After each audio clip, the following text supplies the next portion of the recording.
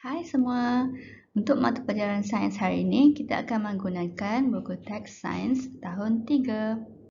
Topik kita pada hari ini ialah peraturan bilik sains. Apabila masuk ke bilik sains, kita perlu mematuhi peraturan bilik sains. Okey, antara peraturan bilik sains yang perlu kita patuhi ialah yang pertama, kita perlu membuka pintu dan tingkap sebelum memulakan aktiviti. Untuk apa? Untuk mendapat cahaya dan aliran udara yang baik. Okey, kita pergi ke yang kedua, memakai kasut yang tertutup. Okay, memakai kasut juga merupakan peraturan sekolah. Okay, mengapakah kita perlu sentiasa memakai kasut ketika berada di dalam bilik sains? Kenapa? Untuk keselamatan. Okay. Jadi kita tengok pada gambar di sini. Awak tak pakai kasut.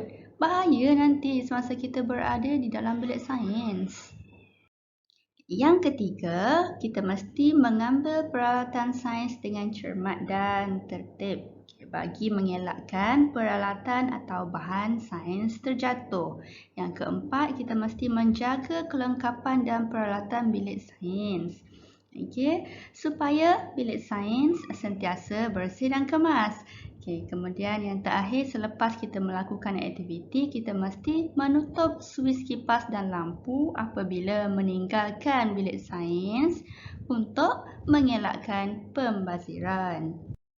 Kita beralih ke buku aktiviti, buka muka surat 15. Kita tulis dahulu tarikh hari ini, 26 hari bulan 1 tahun 2021. Apa yang perlu kita buat ialah tulis peraturan bilik sains yang bersesuaian dengan situasi di bawah. Jadi kita tengok situasi pertama. Jawapannya ialah membuka tingkap dan pintu sebelum memulakan aktiviti. Kita tengok pula gambar yang kedua. Jawapannya ialah mengambil peralatan sains dengan cermat dan tertib. Gambar ketiga. Kita tengok gambar ketiga. Jawapannya ialah menjaga kelengkapan dan peralatan bilik sains. Dan yang terakhir, kalau kita tengok gambar ni, jawapannya ialah menutup suis kipas dan lampu apabila meninggalkan bilik sains. Awak rujuk sahaja buku teks pada muka surat 24 dan 25 untuk mendapatkan jawapan.